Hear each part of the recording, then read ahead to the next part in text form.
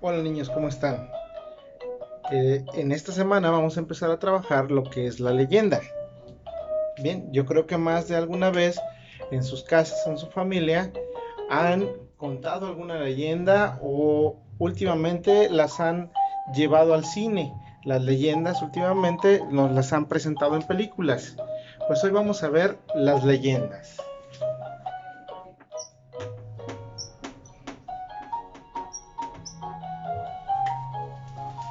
Las leyendas tienen algunas características que las hacen diferentes a los mitos o a las fábulas.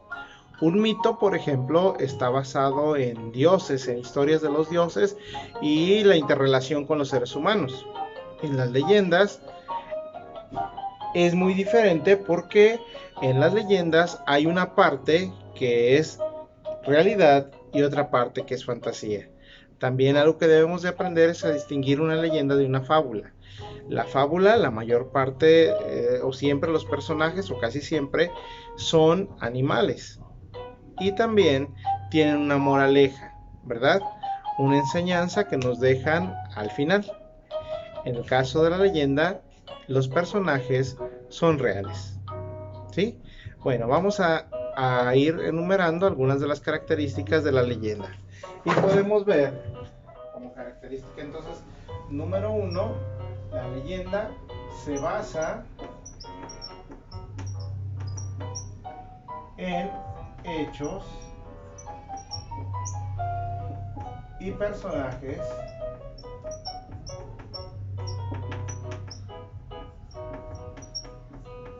reales. Característica número 2. Mezcla fantasía y realidad.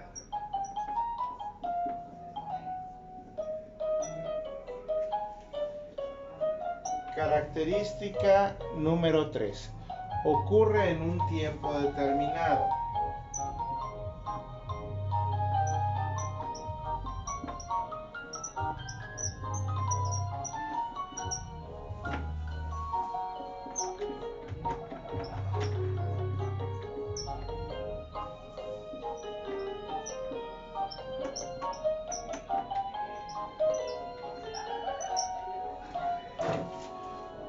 ¿Sí? Entonces, las leyendas se basan en hechos y personajes reales, mezcla fantasía con realidad, ocurre en un espacio y tiempo determinado. Las leyendas también se transmiten de generación en generación. Ahorita las encontramos escritas en el cine, pero en un primer momento las leyendas fueron transmitidas de generación en generación. Es decir, el bisabuelo se las contó al abuelo, el abuelo se la contó a papá y papá nos la cuenta a nosotros, ¿verdad? Y nosotros podemos transmitirla a las generaciones siguientes. Entonces, otra de las características de las leyendas es que pasan de generación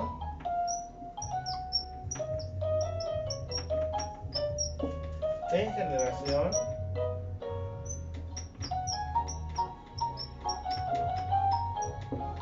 de manera oral.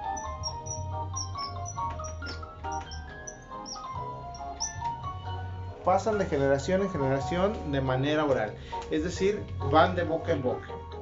En ese pasar de generación en generación y de ir de boca en boca, las leyendas pueden sufrir algunos cambios, algunas modificaciones en su historia. Y es por eso que nos podemos encontrar con varias versiones de la Nahuala, con varias versiones de la Llorona, con varias versiones del Callejón del Beso, e infinidad de leyendas que podemos conocer. Bien, las leyendas también tienen una estructura. Vamos a ver cuál es la estructura de las leyendas para conocerla. La estructura de las leyendas es esta. Tienen un inicio, un desarrollo y un cierre. ¿Sí? En el inicio va lo que es la trama, el inicio de la trama y también la presentación de los personajes.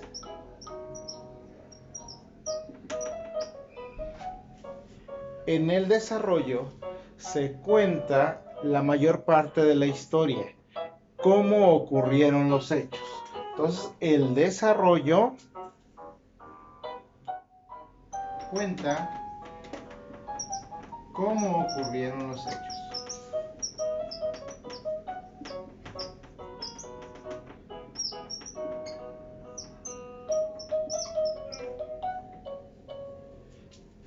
En el desarrollo se ubica la mayor parte de la historia, obviamente. Se van dando las interrelaciones entre los personajes, los sucesos reales, los sucesos fantásticos se van mezclando. Y en el cierre simplemente es cómo termina la historia, ¿sí? Entonces en el cierre ponemos cómo termina la historia.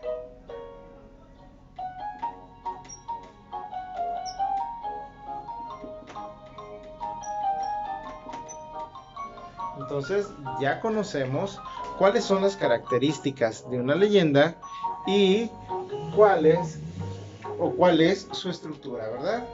Pues bien, vamos a conocer ahora una leyenda de un lugar de aquí muy cerquita de Guadalajara. De un lugar muy cerquita. Creo que algunos de ustedes ya habrán ido a conocerlo, algunos otros no. Pero si no, pues en algún momento cuando se termine esta pandemia y podamos acudir, pues bueno, un fin de semana pueden ir ya que nos queda bastante cerca. Les voy a dar lectura a esta leyenda y espero que les guste. Dice: Tequila, la leyenda de su origen. Entre el agave azul que colorea los campos de un color tan peculiar, se refleja la historia que dio origen a lo que hoy caracteriza al pueblo mágico de Tequila, Jalisco. La tan característica bebida mexicana tiene una gran versatilidad al momento de preparar deliciosos cócteles. Además, lleva consigo un toque de misticismo que culturas prehispánicas han transmitido por generaciones. En el cielo de este lugar, hace muchos, muchos años, vivía Mayagüel, una joven muy hermosa que poseía una planta mágica, la cual podía proveer de alimento y bebida ideal para los primeros habitantes de la zona. Sin embargo, se encontraba prisionera entre el maleficio de su abuela, quien era uno de los demonios conocidos como Sisimime. Quetzalcóatl, cuando se transformaba en el viento cósmico, era nombrado Écatl. En uno de sus viajes por tierras jaliscienses, se enamoró de la bella Mayagüel. Tras varios días pensando en ella, una noche con el cielo despejado, Écatl decidió escabullirse entre las estrellas para convencer a Mayagüel de escapar con ella a la tierra y repartir sus bondades entre los mortales y vivir su propia historia de amor. Ella aceptó y esa misma noche se escapó con él. Para amarse y mantenerse a salvo de la malvada abuela, decidieron convertirse en un árbol de 2 ramas. Y así, esas 2 ramas entrelazadas entre sí, juraron amarse para siempre. Sin embargo, la abuela de Mayagüel notó su ausencia y la buscó hasta encontrarla.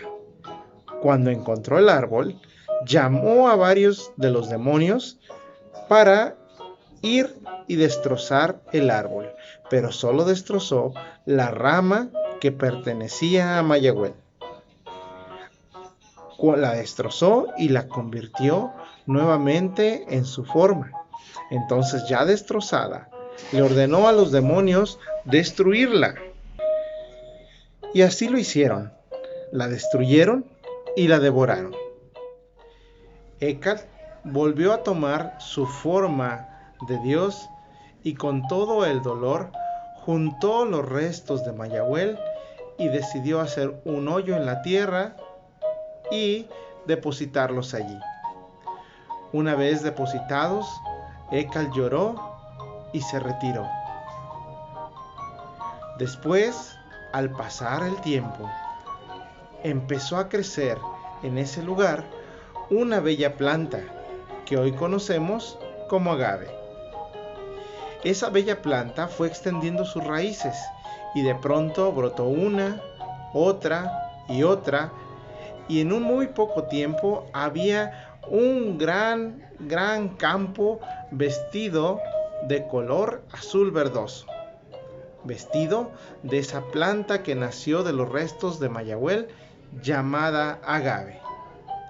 Un día que los dioses decidieron desatar su ira, varios rayos cayeron sobre las plantas de agave y cocinaron su corazón. De esos rayos que cocinaron el corazón del agave, se desprendió un olor fantástico. Ese olor llegó hasta los habitantes de ese pueblo. Cuando los indígenas que habitaban el pueblo acudieron al agave, no pudieron evitar probarlo.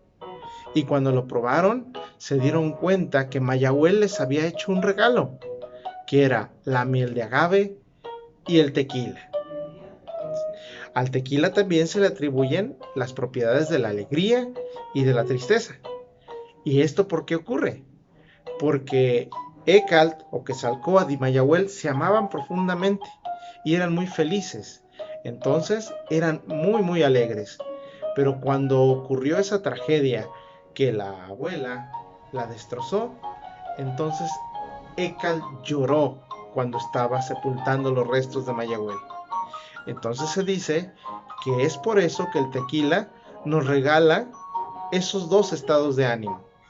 Nos regala, por un lado, la alegría de que tenían cuando ellos se amaban mucho, y también la tristeza cuando ella fue destrozada y devorada, y pues Ekal no pudo soportar ese dolor. Pues bueno, así es como termina esta historia. Espero que les haya gustado.